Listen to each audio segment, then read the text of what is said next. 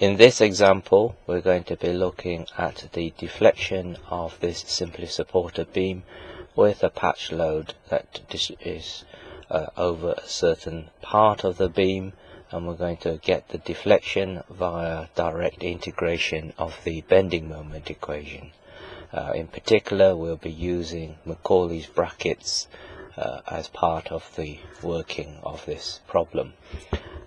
The beam has a rectangular cross-section as shown here, and we'll be using units of kilonewtons and meters throughout. It is very important to either be consistent with the set of units, or if we're not, then we have to be very careful when we come to mixing units that we convert things properly. But it is much easier to be using a consistent set of units. So I'm going to be working out the second moment of area I BD cube over 12 for this rectangular cross section, using not millimeters but actually turning everything into meters. So the breadth of the beam is 0.08 meters, and then the depth of the beam is 0.15 meters. That's raised to the power 3 BD cube over 12. That gives us 2.25 times 10 to the minus 5 meters to the 4. That's the second moment of area. This is the Young's modulus, about that for steel.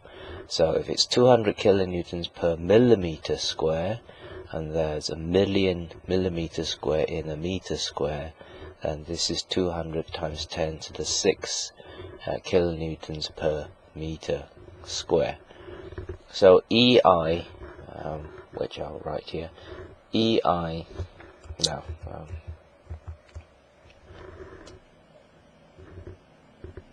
so EI of this beam, then that product of E and I, that gives us as 4,500 kilonewton meter square. Okay, so that is what I will just remember up here. EI is equal to 4,500 kilonewton meters square. Okay, all right. We're now going to get the reactions out. We'll need at least a reaction at A, so I'm going to take moment about the position E, and looking at the distributed load first. I've got 3 kilonewtons per meter distributed over 1.8 meters. So the 3 kilonewtons distributed over a distance of 1.8 meters, that's how much load there is. That load is considered to be acting over the center of the distribution, so that is 0.9 meters. So if I'm sitting at E and I'm looking at this green equivalent load here, then the lever arm we're talking about is this 1 meter plus the 0.9. So I've got 1 plus the 0.9. That's then the lever arm for the patch load about, talking about taking moments about E. And if I'm sitting at E, then that is an anti-clockwise effect. I also have the 15 kilonewton load. I'll just make some space here. So I also have the 15 kilonewton load, and if I'm sitting at E, then the 15 kilonewton load is also an anti-clockwise effect. So I've got 15 with a lever arm there of 1, and then another 0.6. It's 1.6 meters. That's an anti-clockwise. All of that has got to be balanced by the reaction at A, which I'll show as an upward reaction. So I've got vertical reaction at A with the lever arm span of the beam, which is 3.6 meters, and that's going that way. Do that and we will then get the vertical reaction at A is equal to 9.5167 kilonewtons. Do vertical equilibrium, you've got the total load coming down, which is the 15 plus 3 kilonewtons per meter acting over 1.8 meters. These are the two downward load. Then we've got the two vertical reactions, VA and VE, but we already know VA to be that, and therefore we get VE is equal to 10.8833 kilonewtons. Okay, so that gives us then the reactions, and from the reactions then we can begin to get the bending moment equation. To get the bending moment equation, we will need to take moments, and to take moments we ought to go to as far to the right hand side as possible. So I'm going to set up a coordinate system where x will be 0 at the support A, and I'm going to take a cut as far to the right hand side as possible, i.e. to make sure that when I take a cut, my diagram that I draw includes as many of the loads as possible. So x is 0 here, and I'm at some distance here, and I'm taking a cut there, and I'm trying to get the bending moment equation for location x.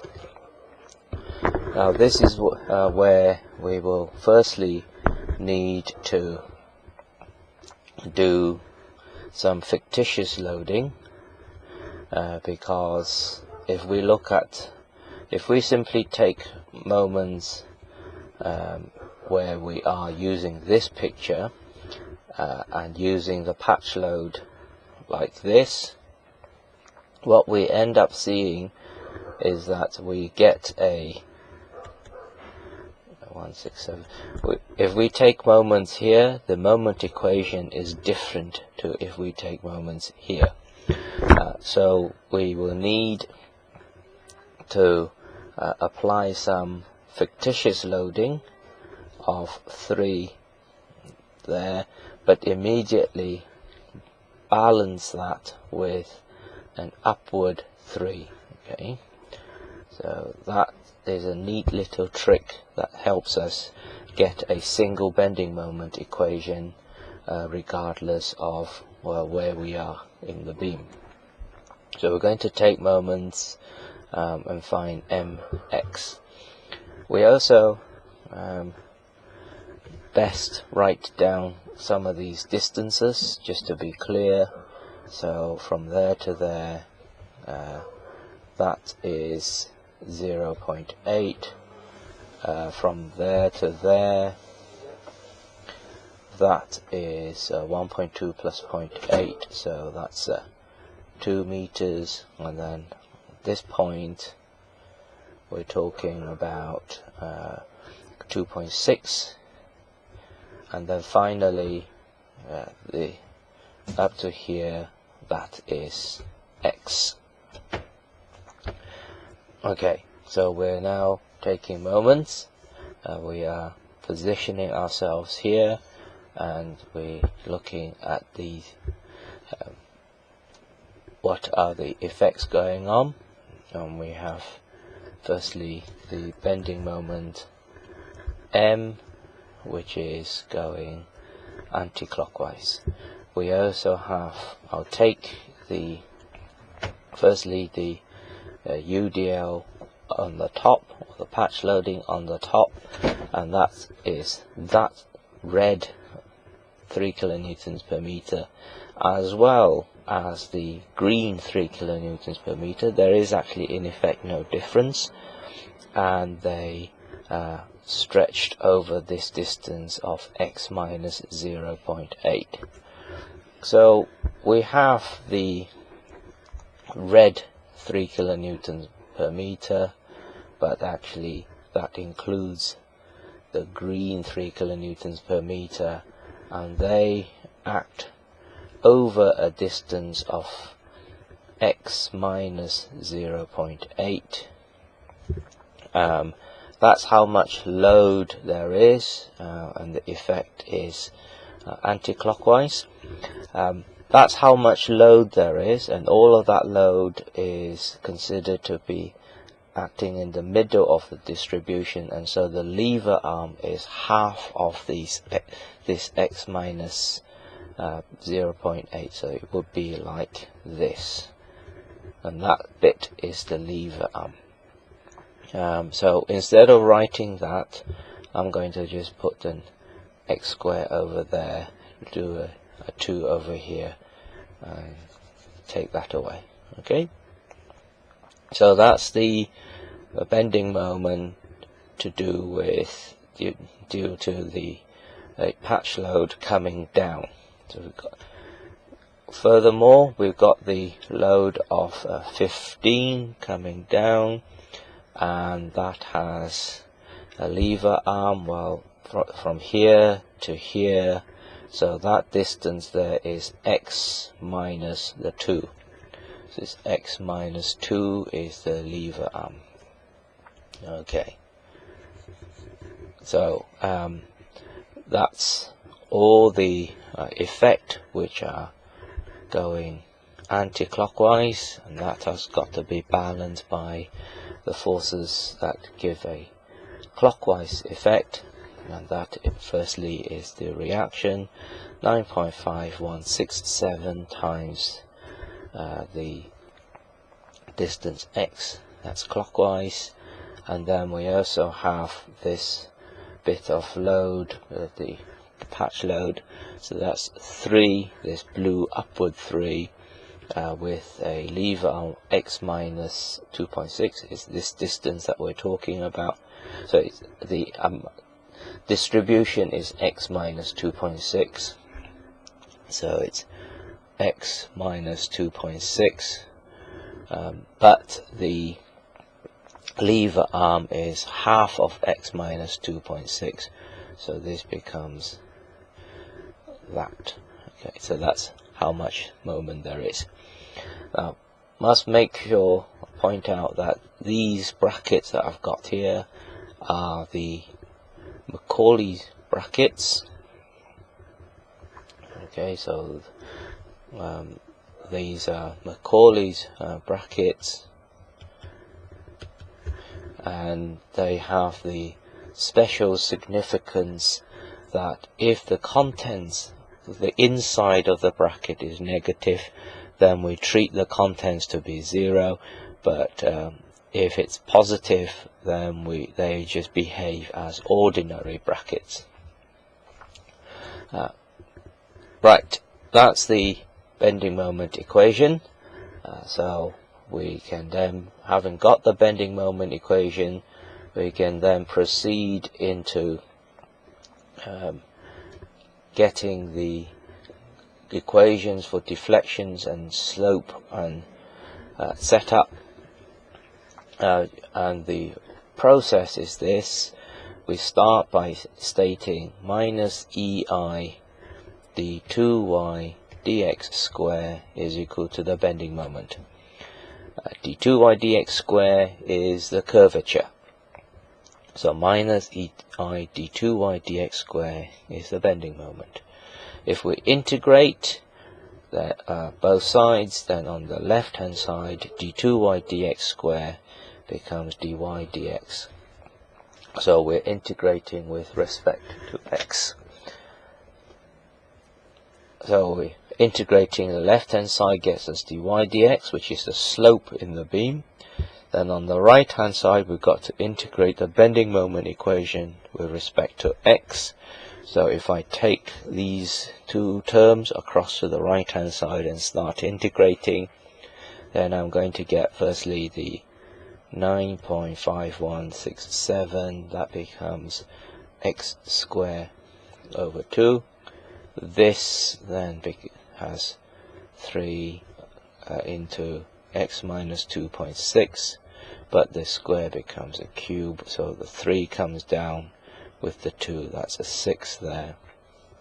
That goes across, so it's negative 3 x minus 0.8, square becomes a cube, so the 2 with the 3, that's a 6, and then for the 15, that goes across, so it becomes negative 15 x minus 2, so that's a square with the 2, and we will have a constant of integration, but I need some space, so I'll just shift that across a little bit. So we have then plus a as one of our constant of integrations. If we integrate again, then it's minus ei, then dy dx becomes y. So y is the deflection, dy dx is the slope, and d2y dx squared is the curvature. So integrating this again, so you've got 9.5167, so that x becomes x cubed, so that's a 6. So this is quite straightforward.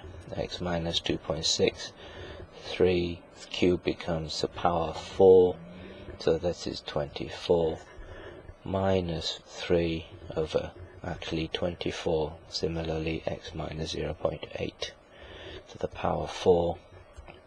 This bit minus 15, so x minus 2 becomes 2 cubed, so that 2 becomes 6.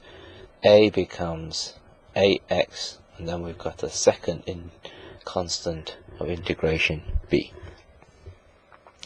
So we now have our deflection and our slope and our curvature equation. The only issue now is to find the constants of integration.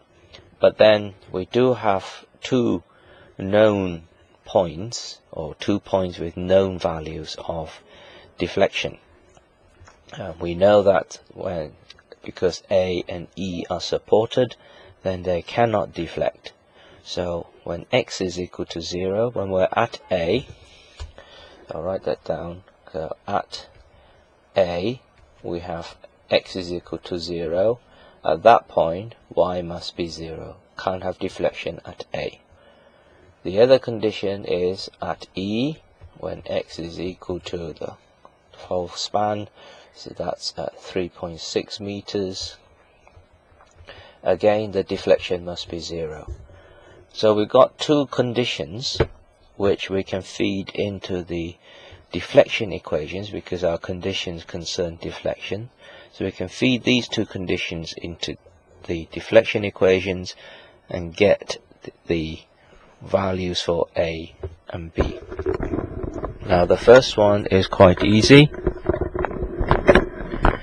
because what we've got is x is equal to 0, y is equal to 0. So when x is equal to 0, y is equal to 0, we find that if you put 0 in there, 0, this becomes negative, so it's treated as 0. This becomes negative because x is 0, so this is treated as 0. This becomes negative, so that's treated as 0. A is 0. Sorry, ax is a0, so that's a 0. So you then end up with 0 is equal to a string of zeros plus b. Therefore, b is equal to 0. That's the first one.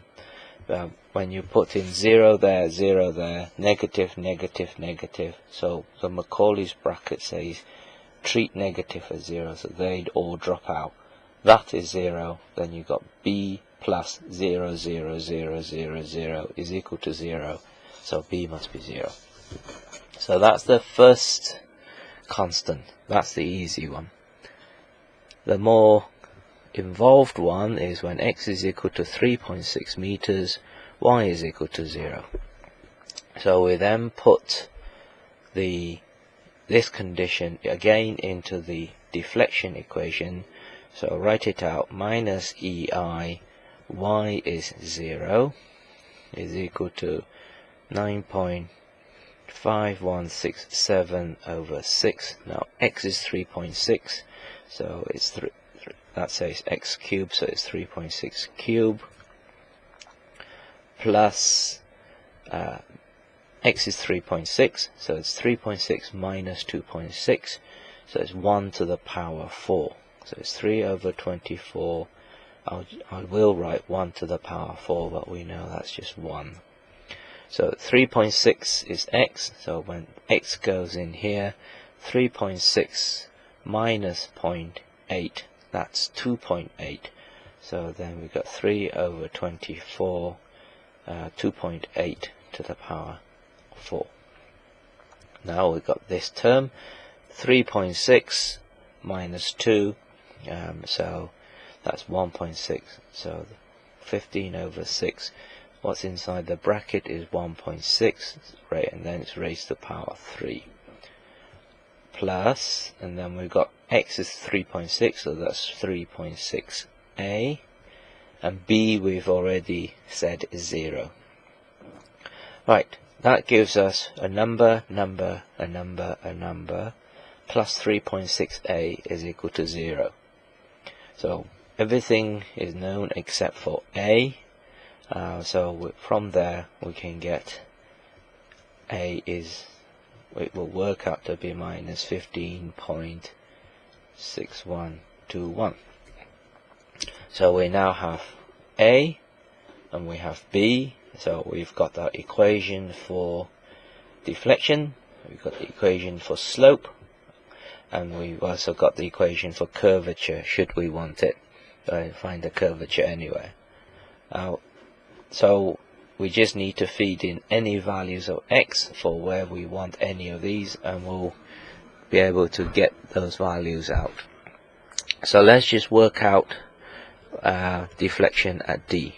Find deflection at D. So D is over here. So there we've got x is equal to 0.8 plus 1, 2.6. So x is 2.6 meter. So what we want to do is feed x is equal to 2.6 meters into the deflection equation, that one. Okay. So we'll write it out in here, minus, now my EI is 4500, so minus EI y, so minus EIY, so EI comes from there, minus EIY is equal to 9.5167 over 6 x cubed, or x is 2.6, so it's 2.6 cube, plus second term. Now it's 3 over 24, and then in here it's x is 2.6, x minus 2.6, 2.6 minus 2.6 is 0, so that term effectively disappears because it's 0. And then the next one is minus 3 over 24. So we've got x is 2.6, so it's 2.6 minus 0.8. 2.6 minus 0.8 is 1.8, so it's positive, so we keep it. And it's raised to the power 4. So 3 over 24, yeah. The next one is this term, 15 over 6. What's inside the bracket is x minus 2, so x is 2.6, so that becomes 0.6 raised to the power 3. and we have AX, so it's A is minus 15.6121 and X is 2.6, and B is 0, so there's nothing there. Let's just check we got everything. Yeah, so there is the equation for Y. We got minus EI, and everything is fed into there. Now if any of these terms had come out negative, for example, if I had chosen to find deflection at C instead of at D, then deflection at C would be when x is equal to 2. So if I put x is equal to 2, then that term will be 2 minus 2.6. So in here I would have got minus 0.6. And McCauleys brackets would say to me, if you get negative, then you treat that as 0. So that term would not be 3 over 24 times minus 0.6 raised to the power 4. It would have been treated as 0. Okay. Now, as it is, we've got these are the terms for x is equal to 2.6, and we've got all of these as numbers, although this one is actually working out to be 0, and when we calculate that, we get y is equal to 0.0032 meters, because I'm working in kilonewtons and meters. So that gives us a deflection of just over 3 millimeters.